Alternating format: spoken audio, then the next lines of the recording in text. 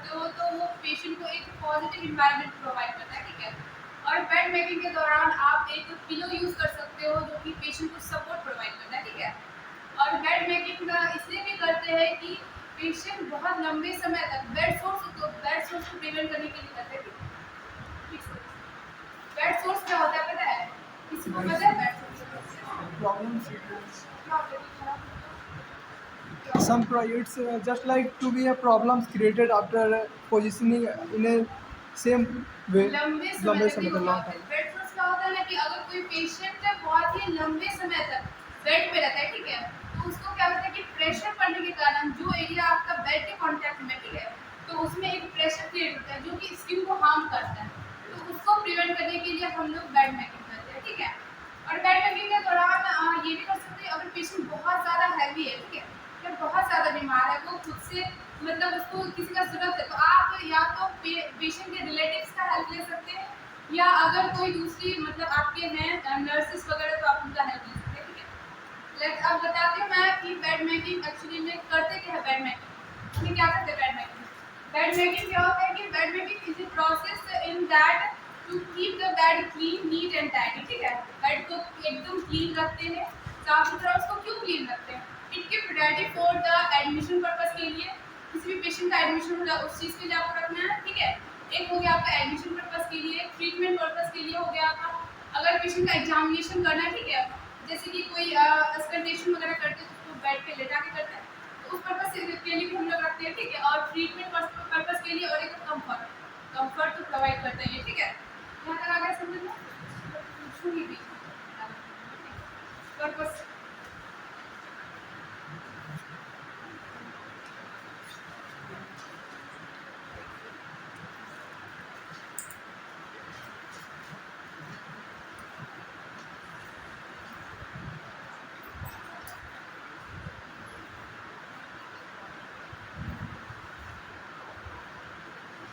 Purpose बताओ, ठीक है, बेड मेकिंग क्यों करते हैं बताओ।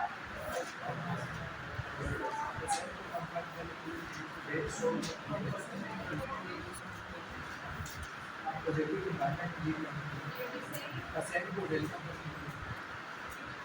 देखो, पहला हो गया आपका रेस्ट एंड स्लीप प्रोवाइड करते हैं, क्योंकि बहुत ही कॉमन है, ठीक है, ये सबको पता होगा। थोड़ा सा ब्लैकबोर्ड पे आ जाती है, राइटिंग कर देंगे। रेस्ट एंड स्लीप प्रोवाइड करते हैं। दूसरा हो गया तुम्हारा physical and psychological support provide करते हैं, ठीक है।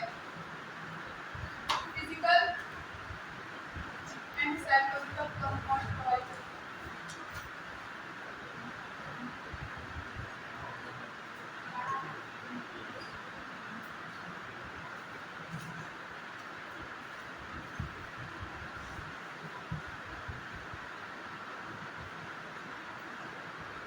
Physical and psychological safety provide करते हैं पेशेंट को, ठीक है। उसके बाद हम नेक्स्ट क्या कर सकते हैं? ये क्या करता है? एक इफेक्टिव रिलेशनशिप एस्टैब्लिश करता है, ठीक है, नर्स और पेशेंट के बीच में। जब आप किसी पेशेंट का ट्रीटमेंट करेंगे तो उनको ऐसा लगेगा ना कि आप उनके लिए बहुत कुछ कर सकते हैं। जब आप किसी पर्सन के लिए कुछ भी करोगे तो वो आपको खुल के कोई भी बात बताएगा, ठीक है। आप उसका केयर करोगे तो होता है ना कि थोड़ा सा और थोड़ा बता रहे जो भी प्रॉब्लम खुल के, तो ये एक एस्टैब्लिश मेंटेन करता है रिलेशनशिप, समझे।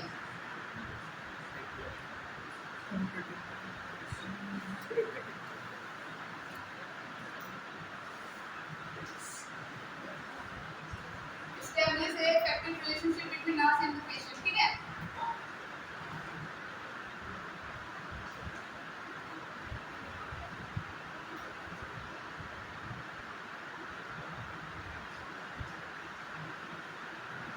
और क्या हो सकता है बताओ? एक्सर्शन कम करता है, ठीक है। अगर पेशेंट बहुत ज़्यादा टायर्ड है तो उसको आप अच्छा बेड मेकिंग रहता है तो बहुत अच्छा कंफर्टेबल फील होगा, ठीक है।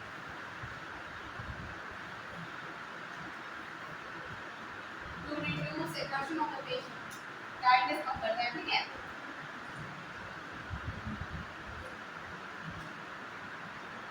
उसके बाद क्या करते हैं? बेड मेकिंग में जो भी डर्टी लाइनिंग होता है, लाइनिंग इन द सेंस हो गया शीट्स आपका, जो भी डर्टी लाइनिंग होता है उसको हम लोग रिमूव करते हैं, डिस्कार्ड करते हैं, ठीक है।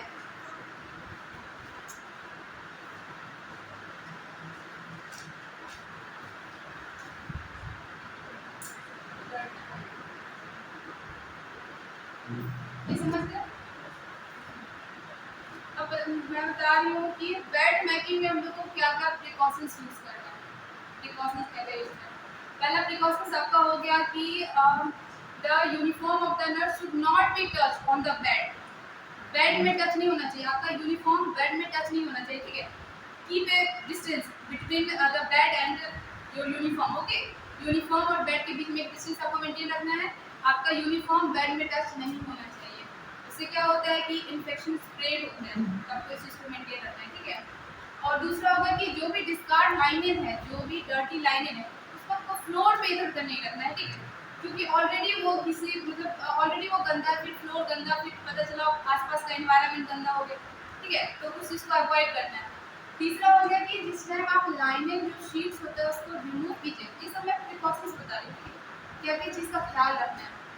प्रिकॉशंस हो गया। तीसरा हो गया आपको कि जिस टाइम आपको डर्टी लाइनिंग को रिमूव करना है, उस टाइम क्या करना है कि आपको lining should not be forcefully, खींचना नहीं है, वो शुड नॉट बी फोर्सफुली, आपको उसको एकदम फोर्सफुली नहीं खींचना है। क्या करना है आपको, जब आप हॉस्पिटल में जाओगे तो आपको बेड जो मिलेगा वो बीच से पता होगा रोलिंग वाला सिस्टम रहता है हॉस्पिटल में।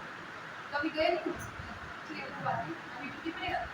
उसमें क्या होता है कि बेड जो होता है वो रोलिंग सिस्टम रहता है, आप आधा पार्ट इधर उठा सकते हैं, आधा पार्ट इधर उठा सकते हैं, उसमें होता है। तो आपको क्या करना है कि जो शीट्स रहता है ना उसको रोल करके आधा लगभग 50 to 30 डिग्री पे उसको लाना है।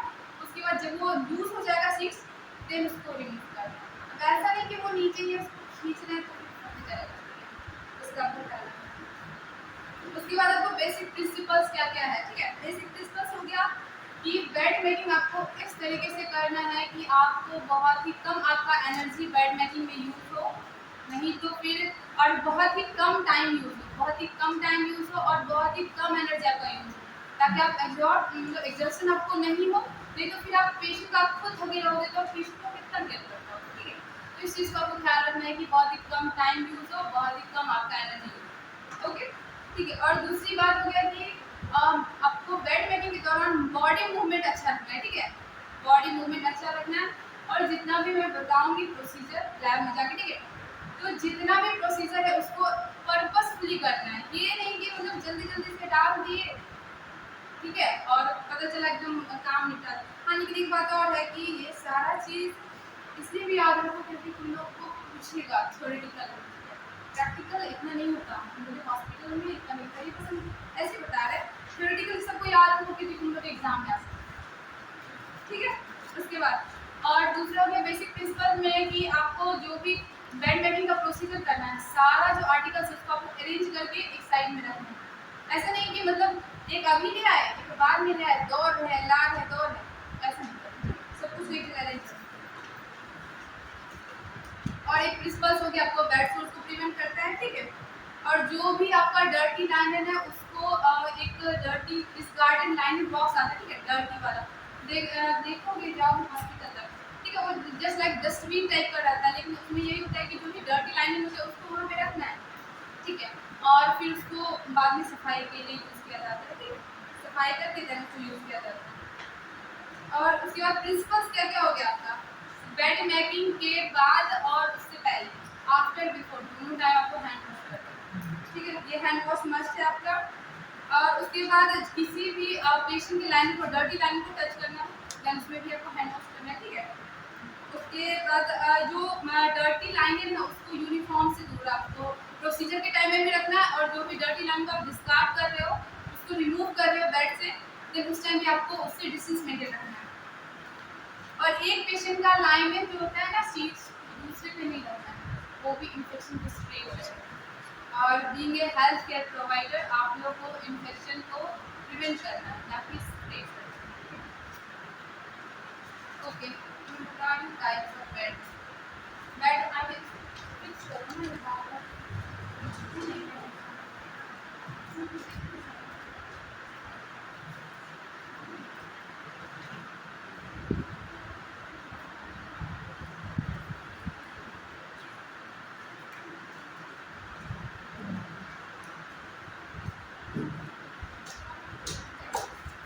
two types of bed का कितना है टाइप ऑफ बेड का?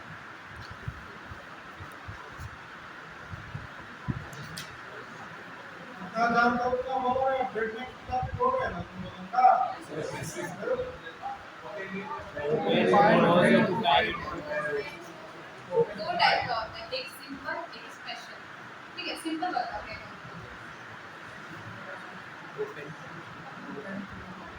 सिंपल जो सिंपली हम यूज करते हैं। ठीक है, सिंपल में तुम्हारा क्या क्या आ गया? पहला अगर तुम्हारा ओपन बेड, जब बना रहे तो बोलो ना तुम लोग वो तुम्हारा फ्रैक्चर बेड आ गया स्पेशल। ठीक है, वो तुमको वार्ड में मिलेगा जो ऑर्थो का वार्ड होता है ना, जहाँ पे हड्डी से रिलेटेड। एक ओपन बेड हो गया, दूसरा तुम्हारा क्लोज बेड हो गया। क्लोज बेड को हम लोग अनऑक्युपाइड बेड भी कहते हैं। ठीक है, लिख लो फॉर्म प्लीज। Unoccupied bed. तीसरा हो गया तुम्हारा ऑक्युपाइड बेड।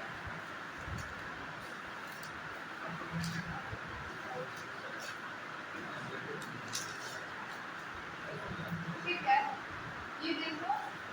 उसके बाद ये तुम्हारा सिंपल हो गया। ठीक है, स्पेशल बता रहा हूँ। सेकंड हो गया तुम्हारा स्पेशल बेड। स्पेशल बेड में तुम्हारा एक हो गया ऑपरेशन बेड।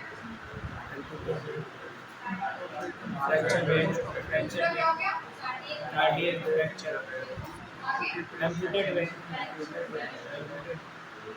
और कंप्यूटर के बाद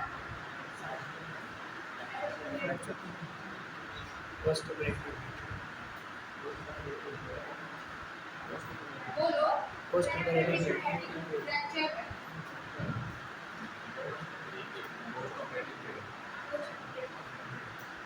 क्या तो किसी को कोई दिक्कत है?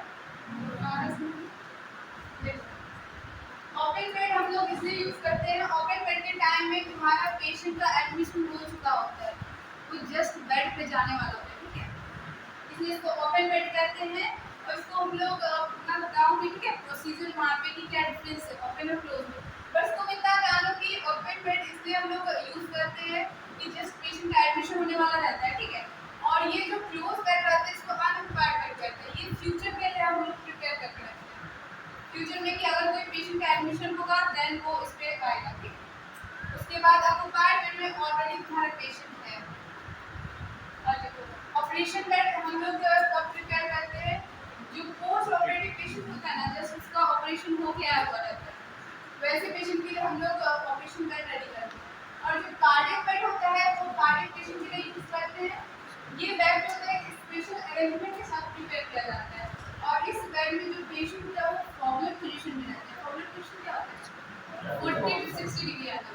ठीक है, 40 to 60 डिग्री एंगल पे पेशेंट रहता है। और इसलिए इस पेशेंट को इस टाइप का ये बेड रहता है क्योंकि इसमें पेशेंट को ब्रीदिंग से रिलेटेड इशू रहता है। ठीक है, तो वो हाँ एयर फ्लो उसका मतलब नॉर्मल रखने के लिए उसको अच्छे से वो सांस ले पाए। ठीक है, वैसे पेशेंट के लिए रहता है। इसमें फॉरवर्ड पोजीशन होता है। एम्पुटेशन मतलब देखो इसलिए होगी किसी का पैर काट दिया डॉक्टर क्योंकि वो मतलब इन्फ्लामेशन हो गया पैर में एक्सीडेंट की वजह से पता है ना कि थोड़ा सा चीज़ थोड़ा हार्म कर गया तो अब वहाँ ब्लड सप्लाई नहीं जा पाएगा तो उसको कंपनी नीडल्स को हटा देते हैं। तो ये जो एम्पुटेशन बेड होता है वो एम्प्यूटेड पेशेंट के लिए यूज़ किया जाता है। एम्प्यूटेड ऑर्गन्स होता है इन द सेंस कि नी तक उसका पैर जो होता है वो लोअर एक्सट्रीमिटीज पूरा हार्म रहता है। और ये जो होता है स्टफ और डिवाइडेड बेड भी कहते हैं। डिवाइडेड बेड पता है क्यों कहते हैं? क्योंकि इसका जो एक पोर्शन होता है ना ऐसे रहता है। ठीक है, तो ये जो पोर्शन रहता है ना यहाँ पे तुम्हारा हेड का इतना पार्ट रहेगा और जो दूसरा रहता है ना इस पे पैर तुम्हारा रखा रहता है जिसके कारण ब्लीडिंग जो होता है ना वो कम हो। ठीक है, ऐसे करके रखिएगा जैसे ऐसे। और पैर ये ऐसे इस पे रखिएगा, जो ऊंचा वाला पोर्शन है तो पैर इस पे रखिएगा ताकि ब्लीडिंग हो। ठीक है, और जो फ्रैक्चर बेड होता है ये फ्रैक्चर बेड ऑर्थो में यूज करते हैं जिस पेशेंट का ट्रंक एक्सट्रीमिटीज में फ्रैक्चर आ जाता है। चलो ये प्रोसीजर देखो, ये बेड बैठने का प्रोसीजर है। पहले हम लोग क्या करते हैं, ये तुम्हारा बेड है, इसके अंदर ये बॉटम सीट्स है। ठीक है, ये बॉटम सीट्स है, इसके अंदर तुम्हारा मैट्रेस है। तो ये बॉटम सीट्स मैट्रेस के ऊपर डालते हैं। उसके बाद हम लोग मीटर कॉर्नर करते हैं। ये मीटर कॉर्नर बनाते हैं। ये मीटर कॉर्नर प्रैक्टिकल बना देंगे। बस तुम जान लो ओपन में जान लोगे इसमें करना ये मीटर कॉर्नर बनाते हैं। मीटर कॉर्नर क्यों बनाते हैं? बेड को सिक्योर करने के लिए, तब जब उसमें पेशेंट जाए तो वो बेड खिसके नहीं, तो अच्छे से एक जगह पे एकदम फिक्स है, इसलिए मीटर कॉर्नर बनाते हैं। उसके बाद ये मीटर कॉर्नर का प्रोसीजर है कि जो हैंगिंग पार्ट होता है उसको हम लोग टक करते हैं, ठीक है। उसके बाद ये प्लेस हैंड एट साइड, ये मैं प्रोसीजर आपको मैंने समझाया था। उसके बाद इस बॉटम सीट पे मैकिंटॉश रखते हैं। उसके बाद मैकिंटॉश के ऊपर ड्रॉ सीट्स रखते हैं, ठीक है। और ड्रॉ सीट्स को और मैकिंटॉश को एकदम साइड से टक करते हैं, क्योंकि ये बीच में रहता है, इसमें मीटर कॉर्नर पॉसिबल नहीं है। मैकिंटॉश और ड्रॉ सीट्स में मीटर कॉर्नर पॉसिबल नहीं है, क्योंकि मीटर कॉर्नर में कॉर्नर में रखते हैं, ठीक है। उसके बाद ये तुम्हारा ड्रॉ सीट्स को टक करके मैकिंटॉश को भी, उसके बाद जस्ट ड्रॉ सीट्स के ऊपर तुम्हारा टॉप सीट्स रखते हैं, देन टॉप सीट्स के ऊपर ब्लैंकेट रखते हैं, और टॉप सीट्स के ऊपर ब्लैंकेट रखते हैं, और ब्लैंकेट के नीचे ब्लैंकेट के नीचे टॉप सीट रखते हैं, इसलिए क्योंकि ब्लैंकेट से पेशेंट को इरिटेशन ना हो, इसलिए टॉप सीट्स जिस रखते हैं उसके बाद ब्लैंकेट। आगे समझिए, यहाँ तक किसी को कोई डाउट, कोई दिक्कत? Sir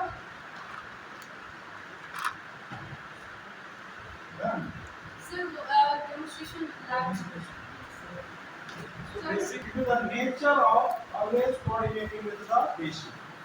So if the patient admitted in the hospital, it is our primary motto that to arrange the bed, isn't it? For arranging the bed, it is not like our home. We have standard step of arranging the bed. So already she has taught what are the different types and steps of arranging the bed.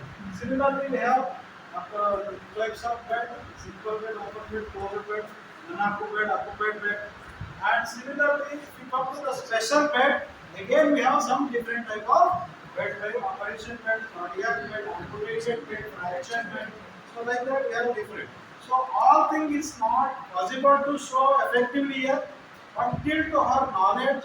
So whatever she have understood. Can you hear a thing? Cause you lit the match that ignites the flame. I'm the TNT, but you're the spark to blame.